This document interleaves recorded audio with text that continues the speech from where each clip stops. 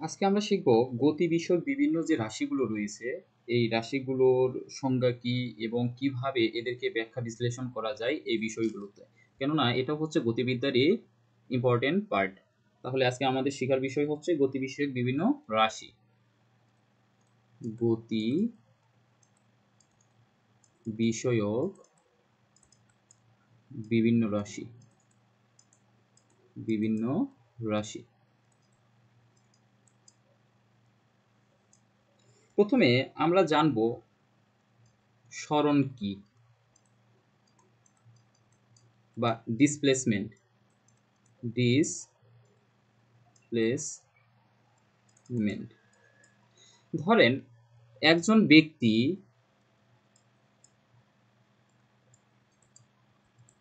এখানে স্থির হয়ে দাঁড়িয়ে আছে, স্থির হয়ে সে দাঁড়িয়ে আছে, আর এখানে হচ্ছে তার বাসা।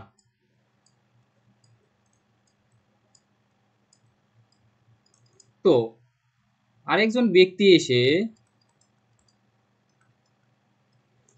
একে বলতেছে যে রহিম তুই বাড়ি যাবি না? তখন রহিম বলতিছে করিম তোর জন্যই অপেক্ষা করছি। কি করছি? অপেক্ষা করছি, অপেক্ষা করছি। তো করিমের বন্ধু রহিম দুইজন একত্রিত হওয়ার পর একসাথে তারা হাঁটা শুরু করলো। কি করা শুরু করলো? হাঁটা শুরু করলো। তারা অ্যাকচুয়ালি এই রাস্তা দিয়ে হেঁটে গেল। যাওয়ার পর এক সময় তারা ঠিকই কোথায় পৌঁছে গেল? এই বাড়ির সামনে পৌঁছে গেল।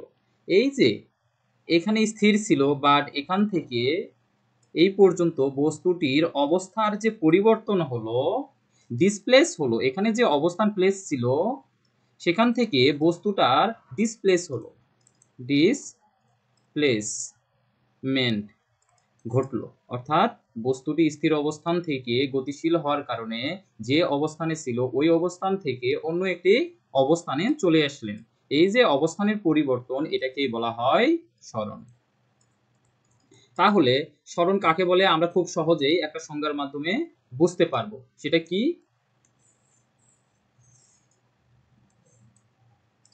ওকে, কোনো নির্দিষ্ট দিকে, ধরেন কোনো নির্দিষ্ট দিকে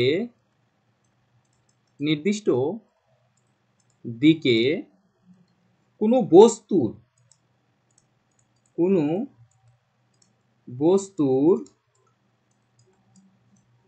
সময়ের সাপেক্ষে, কিসের সাপেক্ষে? সময়ের সাপেক্ষে অবস্থান, সময়ের সাপেক্ষে কি হবে? অবস্থান পরিবর্তনকে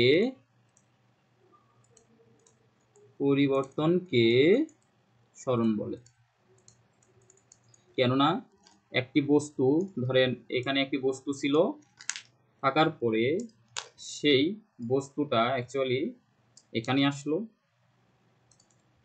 এবং কালারটা আমরা চেঞ্জ করে দিই। এখানে কে ছিল? রহিম ছিল।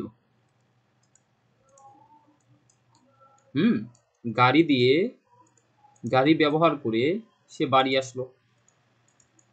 এই যে অবস্থার পরিবর্তন ঘটলো, এই ক্ষেত্রে একটা সময় কিন্তু তাদের অবশ্যই অতিবাহিত করতে হয়েছে, সময়ের প্রয়োজন পড়েছে। অর্থাৎ এই অবস্থান থেকে এই অবস্থানে আসার জন্য একটা কি নির্দিষ্ট দিক ব্যবহার করতে হয়েছে। এই জন্যই বলা হচ্ছে যে কোনো নির্দিষ্ট দিকে কোনো বস্তু সময়ের সাপেক্ষে অবস্থানের বলতে পারি পরিবর্তনকে সরণ বলে। তাহলে আমরা খুব সহজেই সরণ সম্পর্কে জানতে পারলাম। এখন ধরেন একটা বস্তু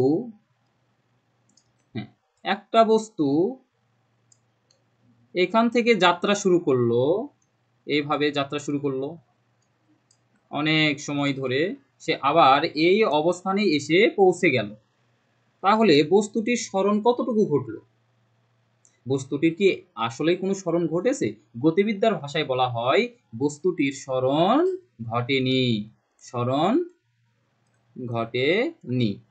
কেননা যে অবস্থান থেকে যে অবস্থান থেকে যাত্রা শুরু করেছিল সেখানেই আবার এসে পৌঁছেছে। তাহলে আমি যে অবস্থানে ছিলাম ওই অবস্থানে আমি চলে আসলাম। এই ক্ষেত্রে আমার স্মরণ হয়েছে অ্যাকচুয়ালি 0। তাহলে বস্তুটার স্মরণ ঘটার জন্য অবশ্যই তার দুইটি বিন্দু থাকতে হবে। একটা হচ্ছে আদিবিন্দু আর একটা হচ্ছে শেষ বিন্দু, এবং অবস্থানটা অবশ্যই ভিন্ন হতে হবে। তবেই না আমরা কি পাবো? স্মরণের মানটা পেয়ে যাব। ওকে, গুড। এরপরে আমরা শিখব একটা ম্যাথ করি। ম্যাথ করলে পরে আমরা স্মরণ সম্পর্কে আরো ভালোভাবে বুঝতে পারবো।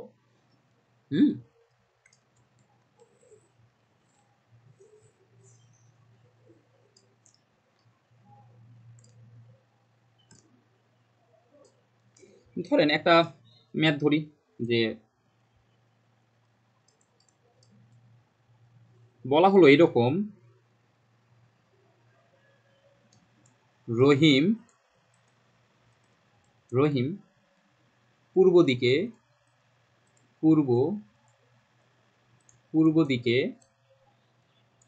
4 মিটার অতিক্রম করার পর উত্তর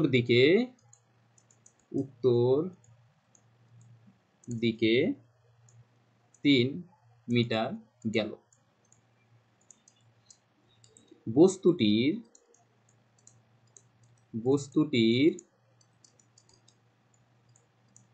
স্মরণের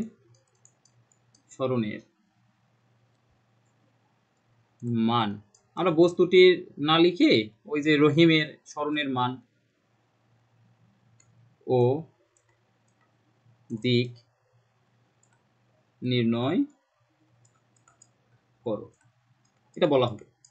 তাহলে দেখেন, আমরা তো কোয়াড্রেন্ট সম্পর্কে জানি যে 4টা মানে কোয়াড্রেন্ট আছে।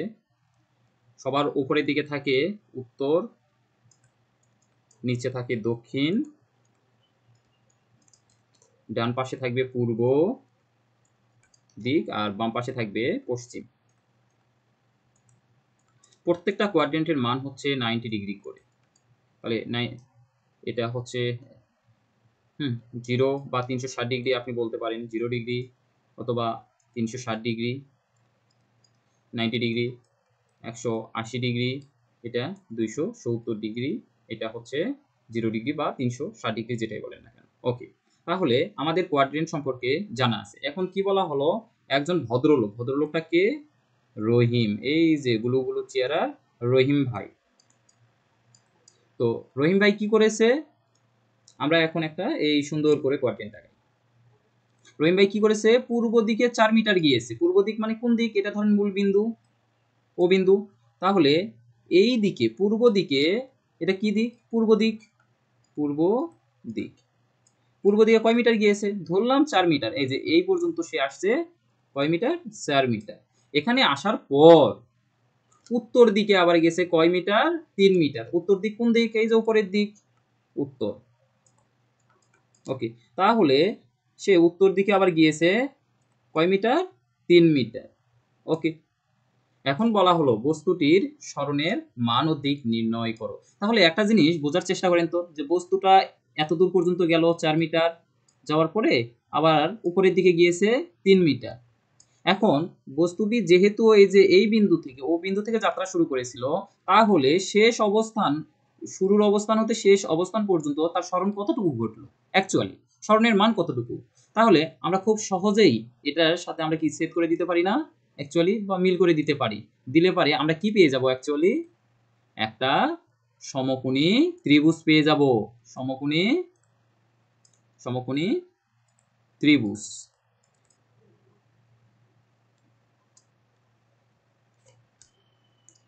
ত্রিভুজ পেয়ে গেলাম। ওকে, তাহলে আমরা যেহেতু সমকোণী ত্রিভুজ পেয়ে গেছি, এটা আমরা এখন পিথাগোরাসের সূত্র ফেলে দিয়েই আমরা কি বের করতে পারবো। তাহলে এটাকে আমি যদি ধরি থিটা কোণ, থিটা কোণ ধরলে পারে এটা হচ্ছে ভূমি 4 মিটার, মানে নামগুলো দেই, এ, এটা বি দিলাম। তাহলে O A equal to 4 meter, আর এ বি সমান সমান কয় মিটার? 3 মিটার। তাহলে তাহলে O B equal to what? এখন ও বি এর যদি আমরা মান বের করতে পারি, তাহলে খুব সহজেই ওই রহিমের স্মরণ কতটুকু ঘটেছিল সেটা আমরা বের করতে পারবো। অনেকে বলবে যে ভাইয়া সে তো 4 মিটার গিয়েছে প্লাস আরো 3 মিটার গিয়েছে, তার মানে সে 7 মিটার গিয়েছে। কিন্তু পদার্থ বিজ্ঞানের ভাষায় এটা কখনোই গ্রান্টেড হবে না। একটু পরেই ম্যাথ দেখার পরেই আপনি বুঝতে পারবেন। তাহলে রহিম সাহেবের স্মরণ কতটুকু ঘটেছিল আমরা এখন এটা বের করার চেষ্টা করি।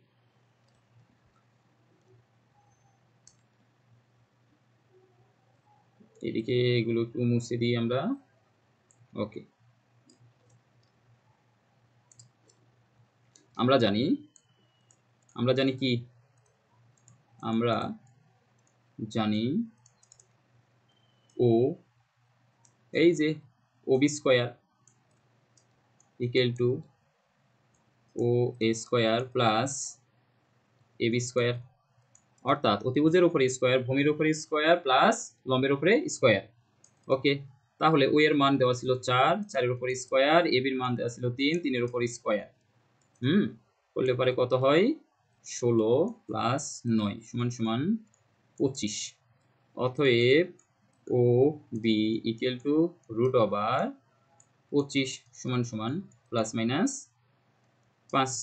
যেহেতু আমরা স্মরণ বের করব, সেহেতু আমরা পজিটিভ মানটাই নিব। ও বি ইকুয়াল টু 5 মিটার, অর্থাৎ বস্তুটির স্মরণ ঘটেছে অ্যাকচুয়ালি কয় মিটার? 5 মিটার। পেয়েছি, আমরা 5 মিটার পেলাম। এবং বস্তুটির অভিমুখ কি হবে? বস্তুটির অভিমুখ, অভিমুখ বলতে কি বোঝানো হচ্ছে? এই যে সে ও বিন্দুতে যাত্রা শুরু করেছিল এবং বি বিন্দুতে গিয়ে পৌঁছেছিল অ্যাকচুয়ালি, তাই তো? যে প্রথমে ও থেকে এতে গেছিল, এ অবস্থান থেকে বি অবস্থানে গিয়েছিল, এবং বস্তুটির অভিমুখ এখন হবে, মান বের করার পর বোঝা গেল ও থেকে বি এর দিকে, বি এর দিকে। ওকে, তাহলে আমরা খুব সহজেই মানটা বের করতে পারলাম। এখন আমরা আসি, এই যে অভিমুখ, ধরেন ও এ এবং ও বি বরাবর, অর্থাৎ ও এর সাথে, ভূমির সাথে ও বি কত ডিগ্রি কোণ করেছে? থিটা ডিগ্রি কোণ করেছে। হ্যাঁ, এখন আমরা যদি ট্যান থিটার মান বসে দিই, তাহলেই খুব সহজেই আমরা কিসের মান পাবো? কত ডিগ্রি কোণ করে সে অ্যাকচুয়ালি গিয়েছে, এই যে দিক, হ্যাঁ, এটা আমরা পেয়ে যাব। দেখেন কত সহজ।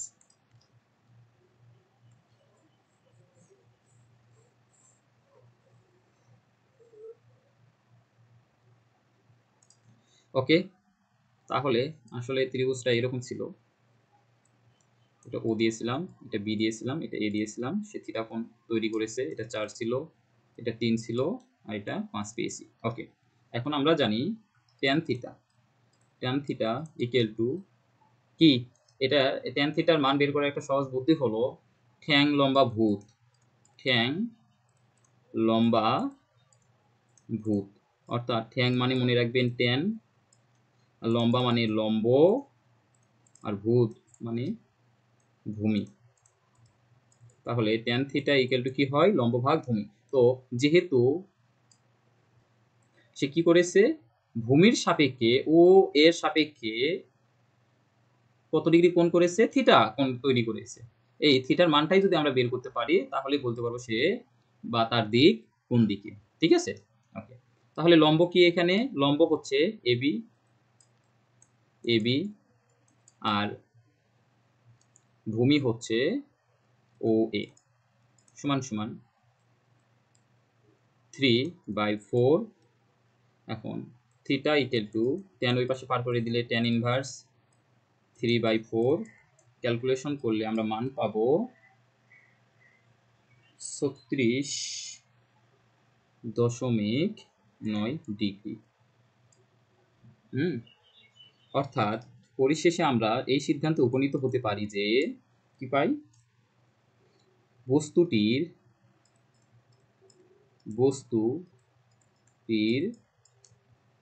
সরণের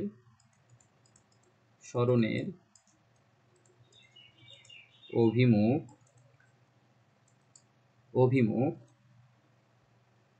পূর্ব দিকের সাথে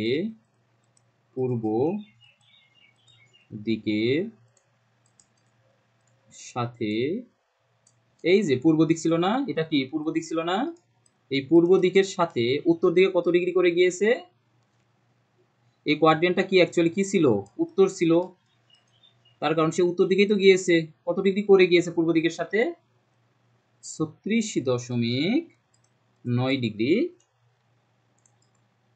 কোণ করে উত্তর দিকে